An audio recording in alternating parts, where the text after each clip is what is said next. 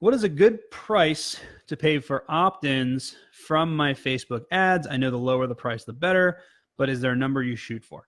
Yeah, I mean, really, you got to know what your numbers are the entire way. So, like, for example, for example, if you do, let's say you do Medicare. As I was just talking to an attorney a little while ago, a little earlier today, where he does Medicaid stuff and Medicaid for people that are trying to have their medical bill or nursing home expenses covered. I think it's Medicaid. I don't think it's Medicare. I think it's Medicaid. And what he told me is that each one of those cases is worth $6,000 to him. So essentially what that means is that you can spend $5,999, get a case and still make $1, right? So now I'm not saying you should aim to spend that much money, but let's say your goal is to get phone calls booked and it costs you $300 to book a phone call, right? So let's say if we do some reverse math, let's say 20% of people that opt into your thing book a phone call, right? So if it costs you, hang on, let me get my calculator out here. Now I'm doing math without even thinking about it. All right, so what did I say? If it costs you $300, let's say it costs you like, realistically, if you're doing a good cheat sheet, it should cost you no more than $10 per opt-in. That's really high. I mean, we've got like motorcycle attorneys and things like that are getting like $1, $2 opt-ins.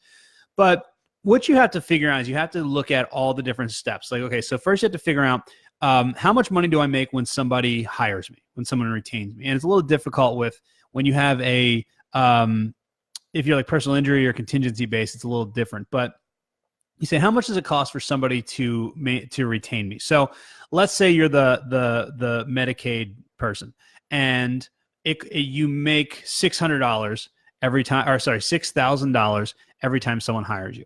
So then you look at, okay, now when I get a phone call, what are the percentages that I close? So do I close 50%? Do I close 40%, 20%, 70%? What's the percentage of people that I talk to that hire me?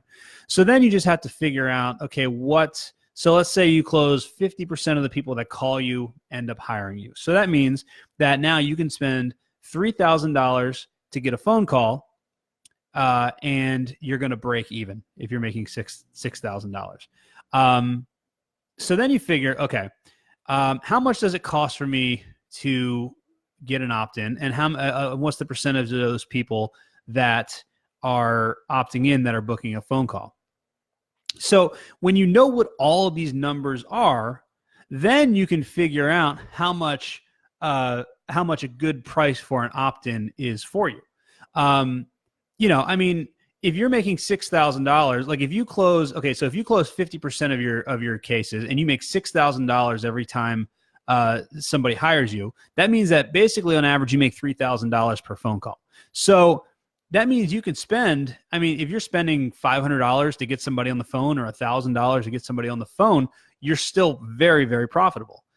So you just kind of have to look at it that way and then just kind of work backwards. So a good price to pay for opt-ins is really dependent on how much money you're going to make.